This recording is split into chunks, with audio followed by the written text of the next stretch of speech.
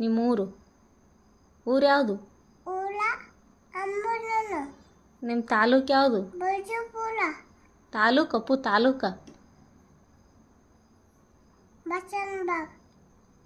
ಬಸವನಬಾಗೇಡ್. ನಿಮ್ಮ ಜಿಲ್ಲಾ ಯಾವುದು? ನಮ್ಮ ರಾಜ್ಯ ಯಾವುದು? ದೇಶ ಯಾವುದು? ನಮ್ಮ ರಾಷ್ಟ್ರೀಯ ಹೂ ಯಾವುದು? ರಾಷ್ಟ್ರೀಯ ಪ್ರಾಣಿ ಯಾವುದು?